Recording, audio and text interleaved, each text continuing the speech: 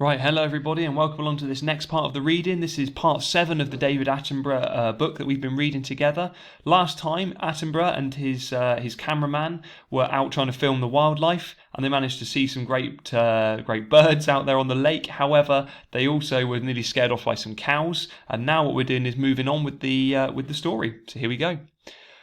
The next day, Tiny took us to a stretch of Rupunini River just below his house. We walked along the banks. He pointed out a series of deep potholes which riddled the soft turf-like rock.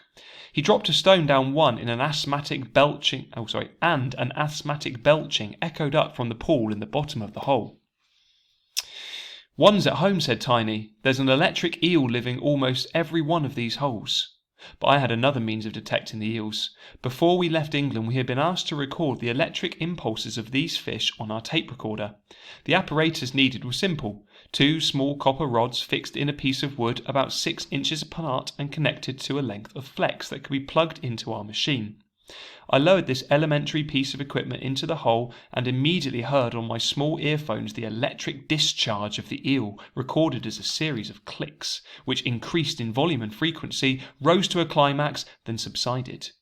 This discharge is thought to act as a type of direction-finding device, for the eel possesses a special sensitive organs all along its lateral line which enable it to detect the changes in electric potential caused by solid bodies in the water, and so to solve the problem of manoeuvring its 6-foot length among the rocks and crannies in the murky depths of the river. We move on. Oh, there's a good picture coming up. I'll show you that in a moment. In addition to this minor semi-continuous discharge, the eel is also capable of delivering an immense high-voltage shock with which it is supposed to kill its prey, and which, it is said, is powerful enough to stun a man. Just imagine that for a second, being stunned by an electric eel.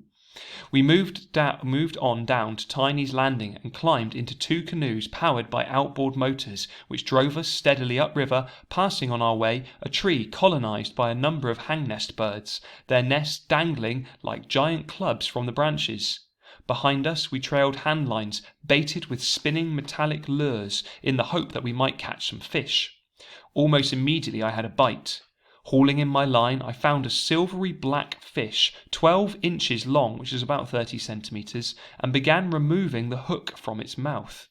"Watch your fingers," Tiny remarked idly. "That's a cannibal fish you've got there." Now, here's a photo coming up for you. Look at that.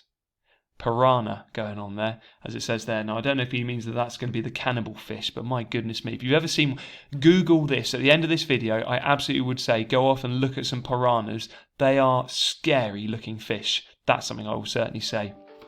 So, moving on with the thing then. That's a cannibal fish, he said. I dropped it hastily on the bottom of the boat. "Don't do that, man," said Tiny, a little aggrieved, seizing his paddle and giving the creature a clout, which stunned it. "He might give you a nasty nip." He picked up the fish and to prove his point stuck a piece of bamboo in its open mouth.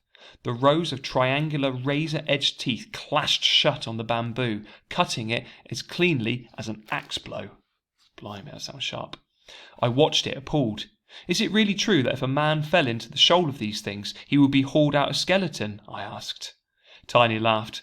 "Well, I reckon that piranha, or perai, as we call them, might make quite a mess of you if you were silly enough to stay in the water once they started biting. It's usually the taste of blood that makes them attack in the first place. So I shouldn't go bathing in it if you've got an open cut.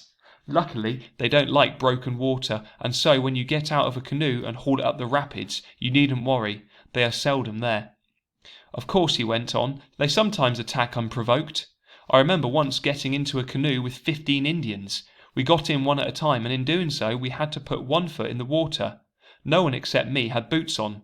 I was the last in and I sat down. I noticed that an Indian in front of me was bleeding badly. I asked him if he was all right, and he said that a perai had bitten him as he got in. It turned out that 13 out of the 15 had small pieces of flesh bitten clean out of their feet. None of them had cried out at the time, and no one had thought of warning the men coming afterwards. Still, I suppose that story tells you more about the Indians than it does about perai." There you go, a little break. So that's all about the piranhas. Again, would absolutely encourage you to go and look at one on Google. After several days at Karanambu, we returned to Leitham. Slowly the animal collection grew, and when, after 2 weeks, on the savannas.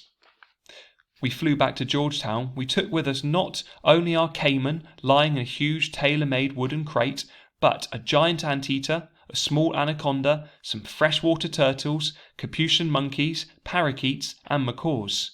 It seemed a reasonable beginning. And here's a photo, I think, of, who's this?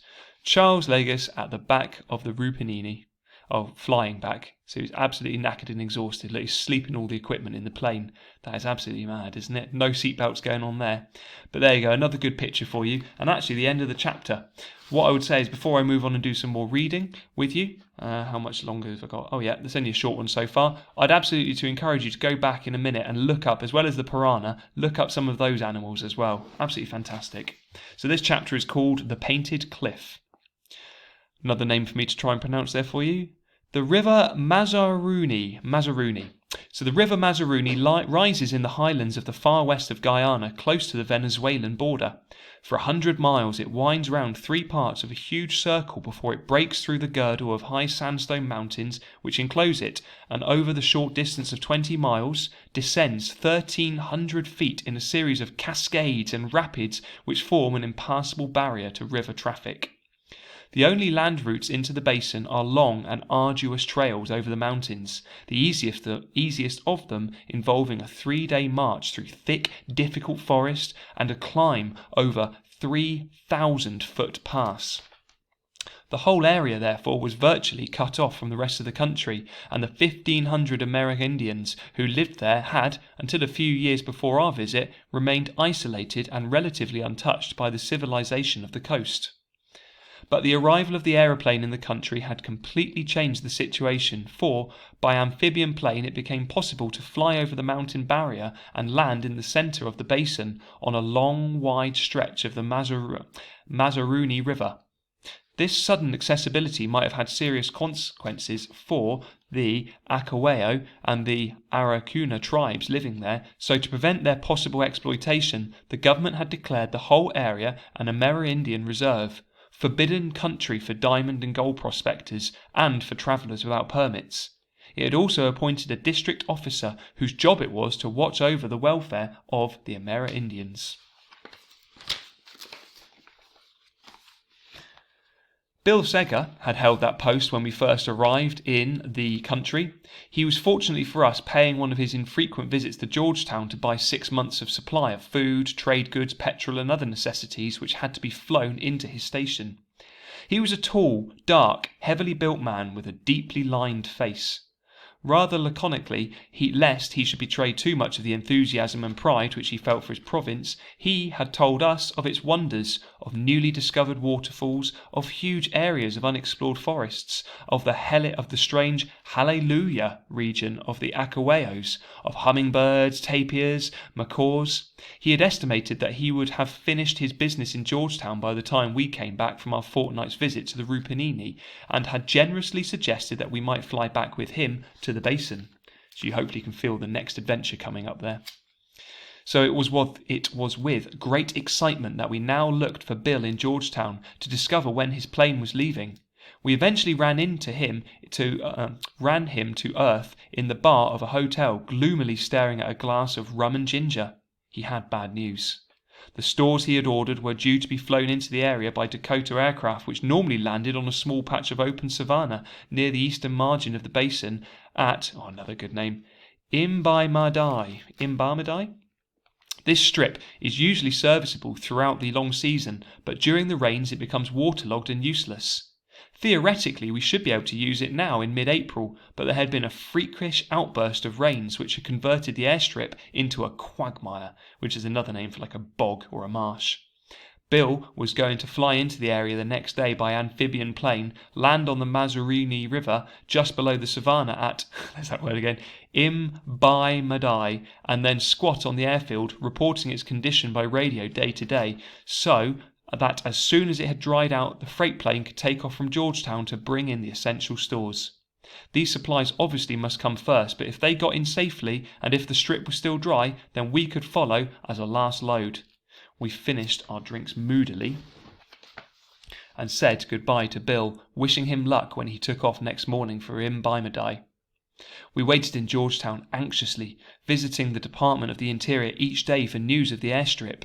On the second day we heard that the rain had stopped and that, given sun and no more rain, the airstrip should dry out and be serviceable in about 4 days.